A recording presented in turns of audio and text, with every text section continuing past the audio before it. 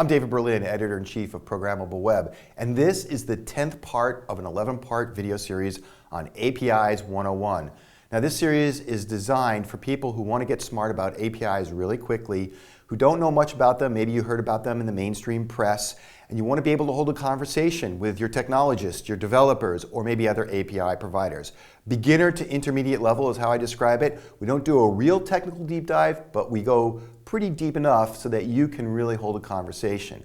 Now, if you watch the previous 9 parts of the series, which I strongly suggest you do before you go any further, then you'll know that I've been presenting most of it myself. But for this part, we have Francis Sink here with me, and Francis is going to take over on some of the hands-on parts, namely what this part of the series is about, API first design, and then the next part she's going to take over herself, which will be how to build an API and how to consume it.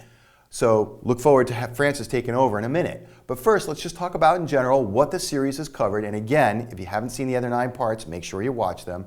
What is an API and how do they work? We talked about that. We also talked about why it is organizations should invest in an API program. What are all the different benefits? How to treat an API like a product.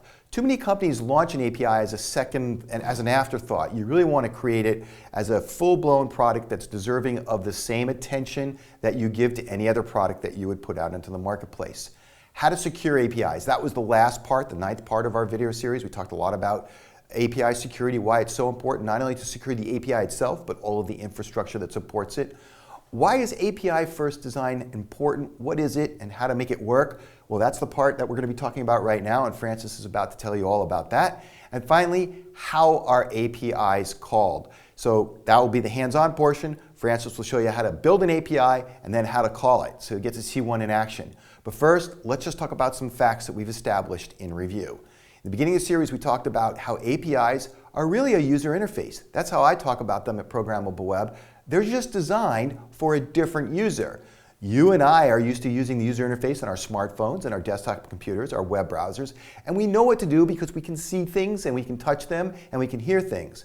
But a machine can't really see, hear, or touch. It needs a different interface for 2 machines to talk to one another. And that's what an application programming interface, or an API, is. It's just a user interface. It's just designed for a different user, a machine running software. Also, we talked about the different analogies in the real world that make it easy to understand how APIs work. Things where 2 different parts are interfacing with one another. We talked about cargo containers. We talked about Lego. And the average wall socket that you plug your telephones into or your computers into, or maybe a hair dryer, doesn't matter, anything that requires 120 volts of alternating current in North America. We also talked about the contract, the technical terms of the agreement between the API consumer and the API provider, or the electric utility and the hair dryer. There's a contract in that wall socket that helps both to understand how to talk to one another.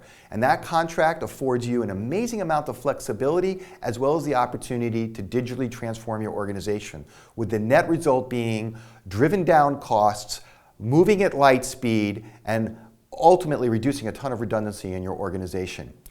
Now, you take all the technologies together that result in APIs, all the supporting tooling like software development kits, for all the different APIs that are being put on the web by all the different companies who suddenly now get why APIs are so beneficial. Taken together, that forms what we call the API economy. And we talked a little bit about that, and also how the Internet of Things affects the API economy and will make it grow by orders of magnitude. Then we went and looked at Programmable Web. We took a tour and we looked at how we classify APIs. We talked about different API types, their architectures, their scopes. All of that was in an earlier segment of our video series. Again, that's why I suggest you go back and look at that. And then we talked about why to invest in APIs. What are all the different business benefits? We isolated it into 4 major buckets of benefits.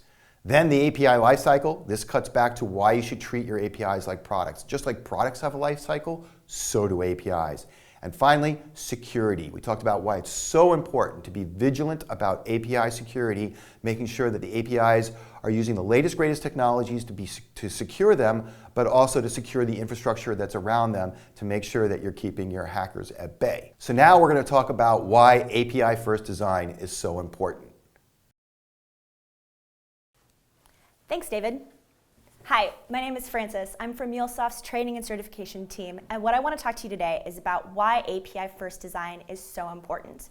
So in this module, we're going to learn about API-first design. We'll talk about how to define an API and the various options you've got for doing so. We're actually going to write an API definition using the RESTful API modeling language.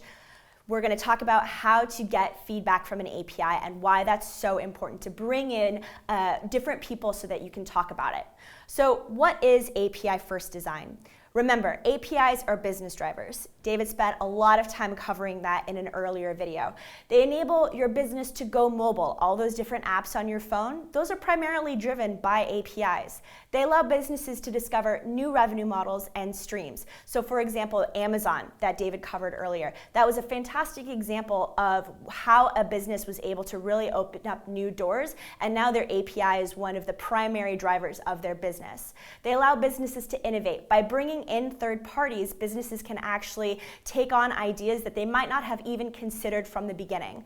Finally, APIs allow a business to really achieve digital transformation by actually helping them to move very quickly in their own space. Basically, APIs allow businesses to do what they do better and more easily.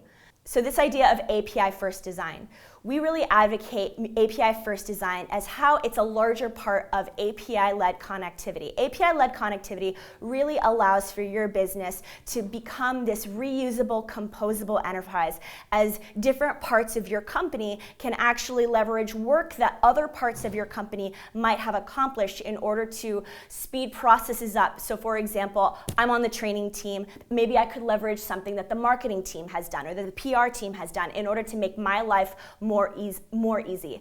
It also, everything in API-led connectivity is all based upon this idea of a modern API. APIs have been around for more than a little while at this point, but the modern API, specifically the RESTful API, and its idea of using existing components to build something larger really makes it easy to do.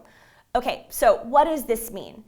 It means that the API is really a first-class citizen for your business. And because that's true, your API is going to be more likely to be supported. Because that's the case, third-party developers are going to find it a lot more reliable and are more likely to trust your company.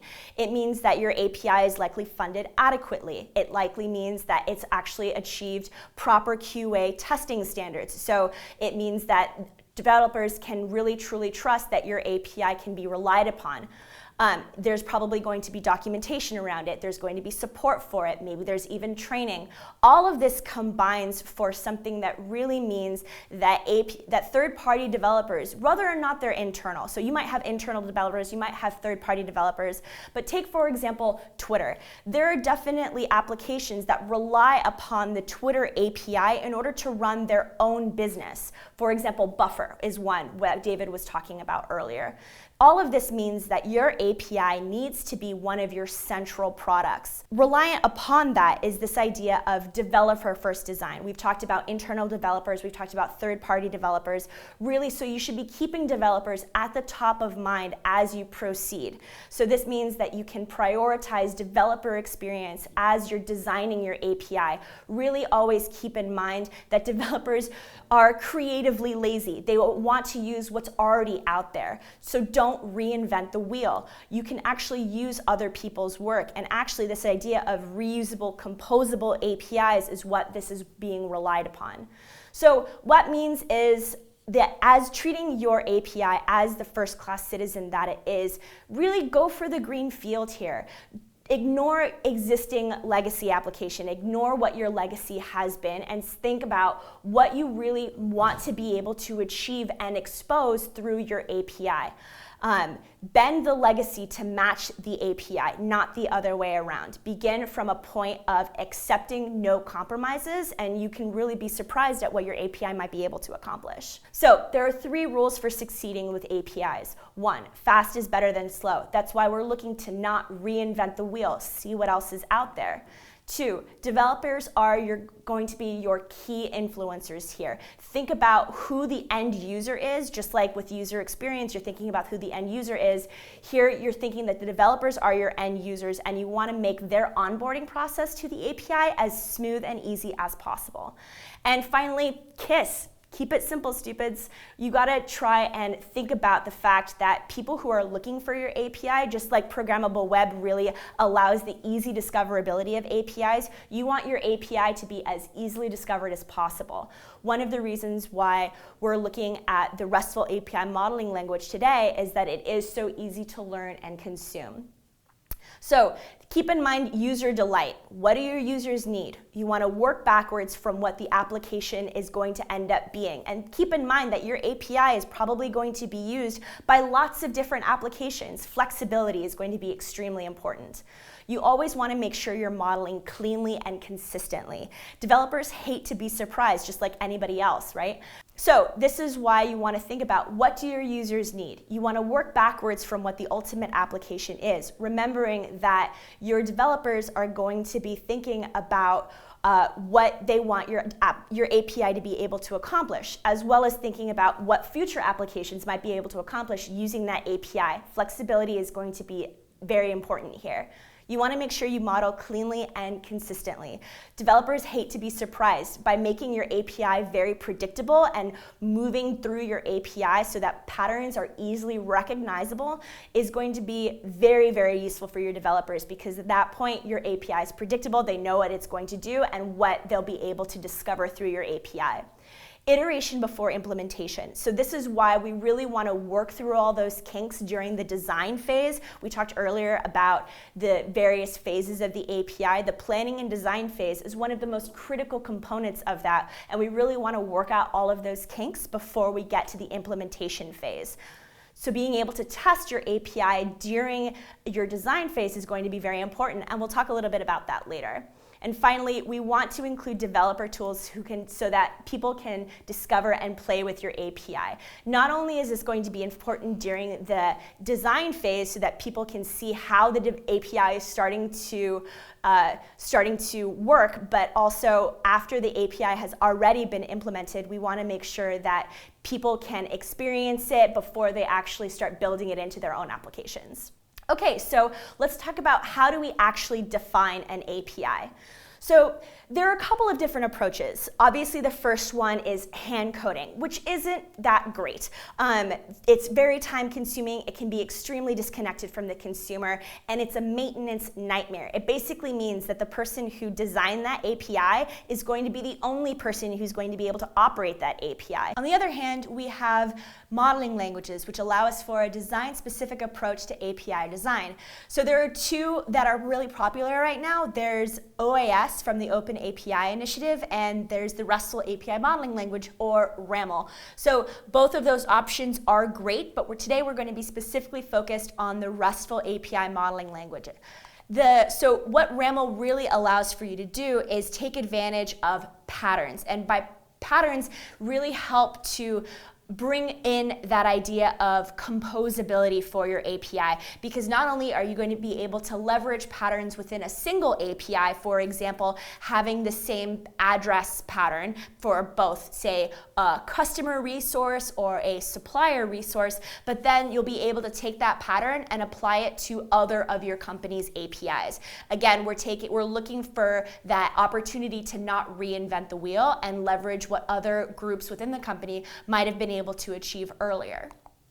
So the RESTful API modeling language is open source and non-proprietary, and we say that it's a practical way to describe a RESTful API.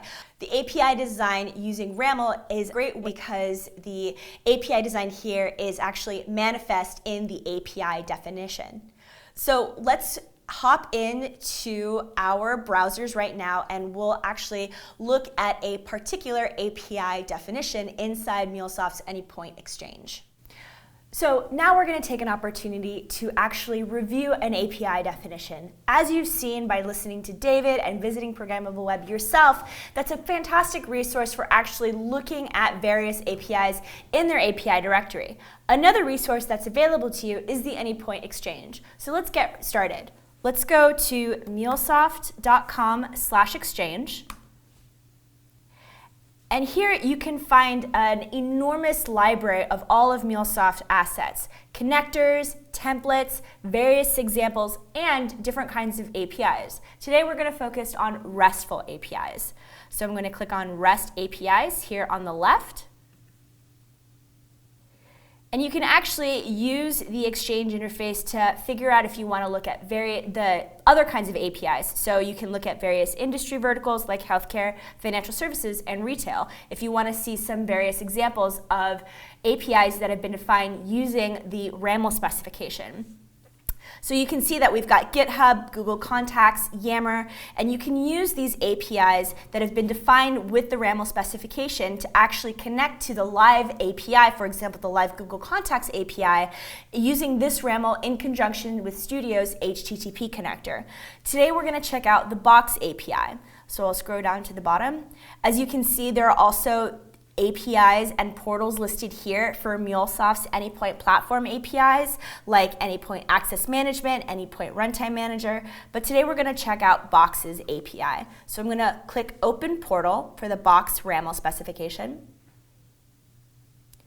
And you can see that this is a great example for the various kinds of documentation that is really great for your own developer portal. We've got links here on the introductory page to specific kinds of documentation, and you can see that we've got over here on the left various kinds of API notebooks. API notebook is something we'll talk a little bit later about. It's a JavaScript scripting workspace that you can use to script together workspaces. This is going to be fantastic for when you're testing out your API specifications with everybody when you want to get feedback on it. For now, let's look at API reference. So as we see, now that the API console has populated, we've got over here on the left various resources, like folders is a top-level resource here, files with file ID down here. Here in this, when you see the curly braces inside a particular URI field, we see that here for file ID that we're specifically referring to one particular file. We see the same pattern up here with folders. So we have /folders/folder ID.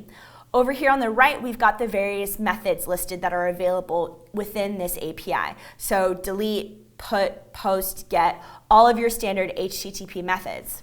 Sometimes you'll have APIs that don't allow you to have that kind of diverse experience for that API. It all depends on what's been made available. So for example, if we want to actually look at and retrieve for example, particular folder from our listing, I can go to folder ID and try it out using the get method. I can see that I've got a description provided, URI parameters provided, security schemes, we see that they're using OAuth 2.0. and various responses provided. So this is going to be fantastic. You can see how many examples are provided here, and this is really best case scenario. The more information that we can provide the developers, the more easily they're going to be able to onboard your API. So we can see that here, I'll know that if my request has succeeded, this is the kind of response that I can expect. If I wanted to try it, that functionality is also part of the API console. However, the client ID and client secret that have automatically populated here aren't going to go through for me because I haven't actually formally requested access to the Box API. And if I try and do so, okay, so I'll provide this with a string here. I'll get this pop-up notification from Box. There seems to be a problem with this app, and the error that they give me is invalid client, which is correct. I don't have access to it.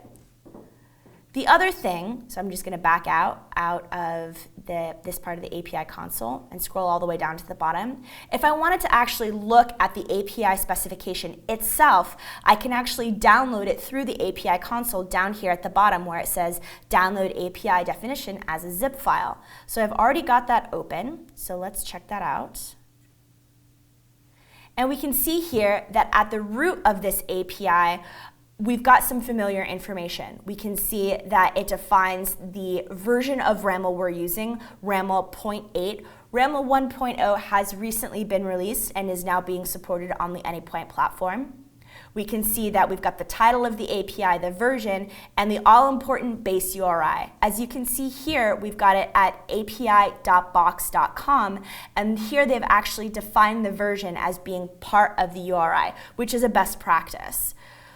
We can also see that security schemes have been defined as OAuth 2.0, and they're actually including and have hosted it externally as another part of the file, not part of the main box RAML file, which is another best practice. The more you can externalize from the main part of your API file, the easier it's going to be to read. Regardless, API console is going to be able to pick it up and read it as if you've actually stated it in line.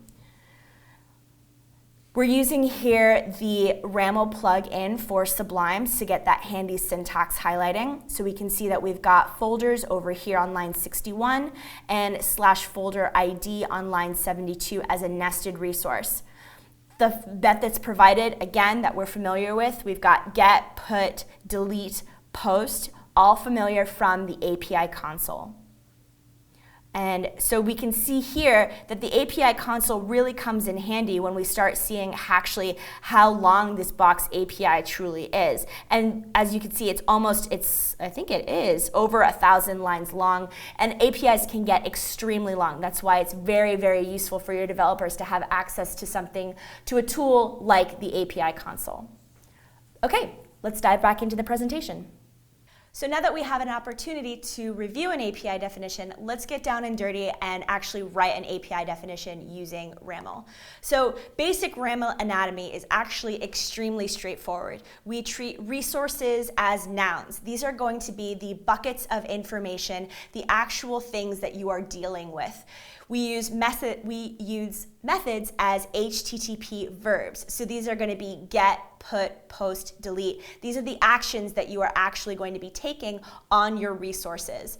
We use metadata for headers, and our responses are going to be your basic status codes, 200, 400, 500. This is what your users, your API consumers, are actually looking to get back from your API when it is called. So here, let's actually go back into the browser and actually write an API definition. So now we're actually going to create an API definition. Let's go back into the browser and sign into your account at anypoint.mulesoft.com. I've already signed in, so we can get started. Just like we talked about a few slides ago, here you can also access MuleSoft's Anypoint Exchange directly inside the Anypoint platform, so you don't have to stay external to mulesoft.com/exchange. You can actually just go ahead and access it here. But for our purposes, for actually creating a new API, we're going to go to API Manager here on the left.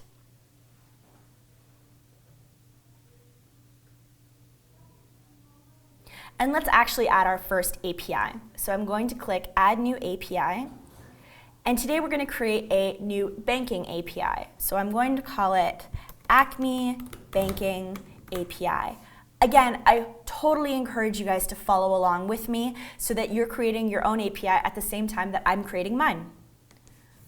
So version 1.0, we'll leave the endpoint and description blank because we're still in the design phase. We haven't implemented anything yet.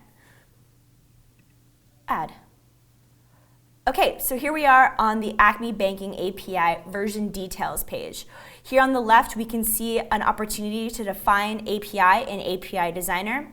Here in the middle, we've got links to create the API portal, which is where we add all of our external documentation that we're not actually housing immediately inside the API specification itself. These would be notebooks, these would be any sort of documentation that you've got, like security primers, tips and tricks, stuff like that. We also have over here on the right API status, so you can have the opportunity to configure your endpoint.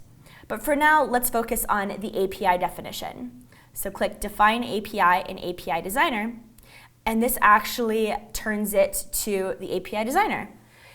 Right now, as you can see, we've actually got it with a black background. If you want, you can change that over to the white background by going to View and then Toggle Background Color.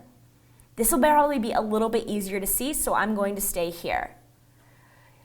Just as in the last video, we talked about the root of the API. Again, our API is going to auto-populate with a few lines. So we've got the RAML version, the title of the API, Acme Banking API, and the version 1.0. So let's get started and start adding some resources. We talked a little bit about what the basic structure of an API looks like here. So we've got resources are going to be nouns, methods are going to be basic HTTP verbs. So for now, let's stick with that. Because this is a banking API, so let's brainstorm a little bit about what kinds of information we might want to be made accessible through an API. For example, this is going to be customer facing, so let's have /customers as our top level resource. And you can see here that I've added, this is just a / and I'm all the way to the left, right there. I can also add another nested resource if I want to refer to a specific customer. So I'll tab in and do /customer, /curly brace customer ID. And you can see that this starts to auto-populate over here on the right with the API console. I might also, let's say, if I have a particular customer, that customer probably has several accounts. So let's add in a /accounts and referencing a particular account /account ID. So you can see that it really starts to easily and logically build out. Remember, this actually becomes a very logical URI path. So if we're looking for a particular account ID, it might look at something like /customers /123 for customer ID /accounts /456 for account ID, and that would actually bring you pretty close to what the URI might actually look like. I can also add another top-level resource, for example, transfers, if I want to be able to track a particular transfer, as a top-level resource. So there are a couple of reasons why you might want to stack your resources like we've done here with nested resources inside other nested resources. This actually makes your API extremely discoverable. It makes it easier for your users to find what your API is able to provide for them without actually having to go read documentation. However, it can get a little long. So there's definitely precedent for wanting to have /accounts both nested under customer ID as well as a top-level resource like so. But for the purposes of this API, I'm just going to leave it as a nested resource. Okay, now that we've thought about what kinds of resources we'd like for this API to be able to access, again, keeping in mind that resources for the API are the buckets of information that you're working to deal with. Now we add in the methods. What do we want to be able to do? And again, let's keep in mind the HTTP verbs, get, put, post, and delete, are the methods that we're looking to provide here. So let's say we wanted to get a full list of customers. I can actually use get, that makes sense, to retrieve a full list of customers. So I can actually use the shelf down here at the bottom and select get, and it'll auto-populate for me in my API editor up here as part of API Designer. I can add a description, and I can add a description and say retrieve list of customers. And I can continue to do that for the other methods. So let's add a get for a customer ID. Let's add a post for customer ID. And let's add a get for account ID. As you can see here, the indentation is actually extremely important because it helps the API designer realize and understand what method goes with what resource. And as you start building out longer and longer URI chains, this becomes pretty important to keep track of. So here we want the get to be associated with account ID. Make sure that it's treed indented under account ID and not say accounts. As you can see over here in API console, at this level, it's associated with accounts and not account ID. So that's something to watch out for. I'm going to treat it under account ID. And I'm going to add a put under accounts. Okay. Now that we've got our methods built out, I'm going to start adding in some query parameters. So for example, if I wanted to narrow down my focus, I could use query parameters, narrow down my search. For example, if I were retrieving a list, if I were looking for a particular subset of users, query parameters is one way I could do that. So let's say I wanted to search for all customers belonging to a particular branch. I might select branch as a query parameter. And you can see that the shelf is not auto-populating for me here because it is not able to automatically assume what particular query parameters I might want to provide. So we'll leave in branch. And as we start indenting under branch, the parameters for this particular query parameter become available. So I can select type, whether or not it's required, default, if I want to define an example for it, for example. So I'm going to put example, and let's select the branch at the airport. So I'll put in SFO. And I can continue to do that for other GET methods within the API. Another thing I would probably want to do is actually also add in responses. This is going to be very important, as we saw earlier when we were reviewing the Box API. Providing as many example responses as possible is going to make your developers' lives much, much better. A question I often get when I'm teaching this class is whether or not people should provide examples or schemas. And the answer to that is if you can provide both, absolutely provide both. RAML 1.0 has updated facilities for making it easier to define schemas, and I encourage you guys to read up on that at raml.org. That reminds me, I'm actually going to update my RAML version from RAML 0.8 to RAML 1.0, and I can see that now my API console is back and I'm good to continue. So if I want to define a particular response, let's say I want to define a 404 response, I can select that from this shelf. Let's say I want to define a body for it, which is going to be example JSON. We'll define an example. And here I would use a pipe because I want to define it in JSON. So I'm departing from RAML. And I can say here, open curly brace. And we can say error code response 404. And I'll say message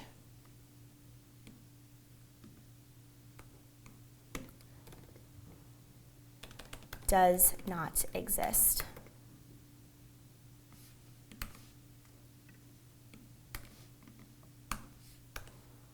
Close curly brace. So when I go and look at this in GET, I can see that my response has been populated here. Okay, so my response is not populated. Hang on.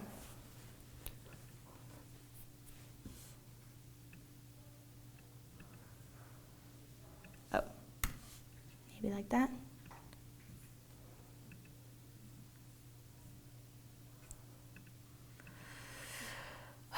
Francis. Sorry, guys.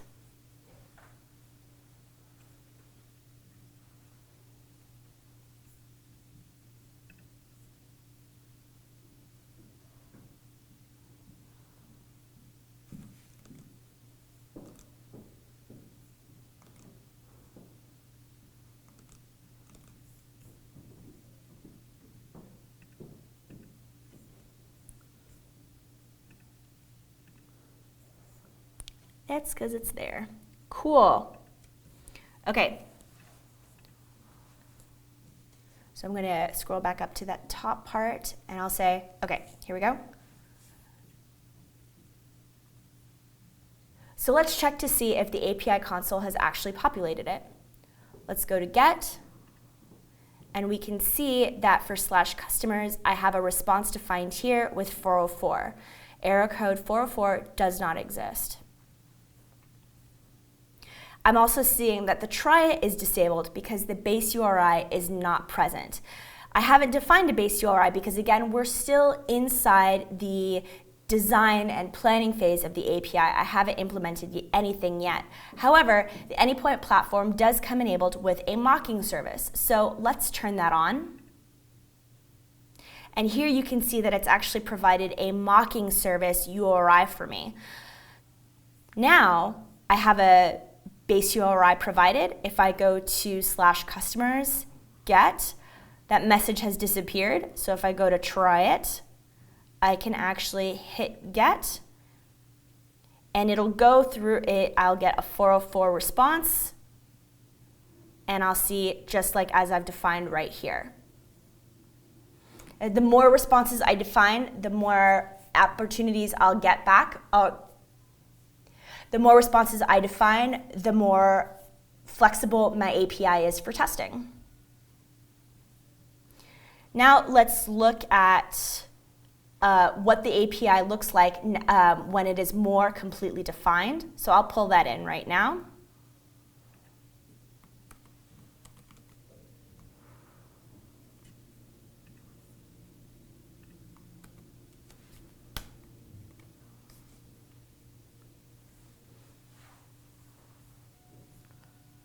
Excellent. Now that I've pulled in this full, more completely defined version of this API, I can continue to test it out right here. So can go see get, and I see that a security scheme has been defined. I see multiple examples here, and if I want to try it, I can. And I'll see a 200 response because that's one of the responses I've defined. And I can see that I've got it back right here. We can see how the request URL is taking advantage of this request URL because it's using a proxy that's currently live. And we can see that the API console, if I close out of here and I expand the API console like so, that we've got our familiar structure in place. So customers, customer ID, accounts, account ID. We see that transfers has been added belonging to a particular account for outgoing transfers and incoming transfers, as well as having transfers as a top-level resource. I encourage you guys to think about what you might put in your own banking API and give this a shot at anypoint.mulesoft.com. Okay, so now that we've reviewed an API definition and we've actually taken time to write the beginning part of an API definition out, let's talk about how we get feedback on an API and why that's so important. So this is the idea of iteration before implementation that we were discussing earlier. So the API designer actually has utility built into it to specifically enable that. We used the API designer in the last clip. This is the API console. This is the mocking service. These utilities basically allow another third party, either other people at your company or maybe you're completely exposing all of your processes on something like, say, GitHub, that allows people to come in and test. The API console and the mocking service both allow people to come in and test your API and see what it looks like. There's also the API Workbench, which you can download from raml.org. This is an Atom IDE plugin that allows you to work offline and still get that same API designer experience and allow other people to come in and play with it before you actually go through the process of implementation.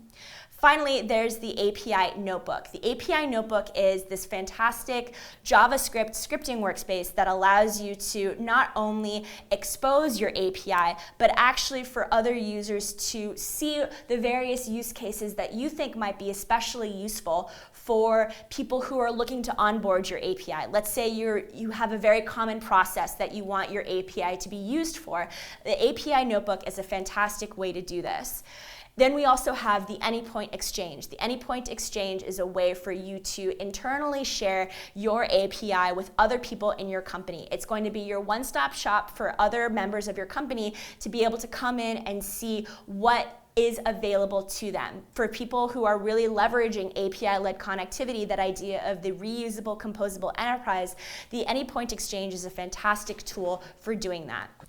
API documentation is finally the last thing I want to cover in this video. This is really your touchstone for consumer engagement. Having great API documentation is actually kind of unusual, and I really encourage you guys to spend some time on it, specifically really leveraging any sample code that you can provide. Developers, it's going to be the first thing that they look for when they're looking to start onboarding your API. You look at great examples of extremely popular APIs like Google, Facebook, Twitter. They all have a lot of examples of sample code so that developers can get started immediately using what's provided by the company. The API Notebook is a great place for collaboration because people can actually take it in, make notes on it, they can share it on GitHub as a gist. It's a fantastic way for developers to really fully start understanding your API without actually having to read pages and pages of documentation. Okay, thank you very much. In the next video, we're going to be talking about how to actually call an API.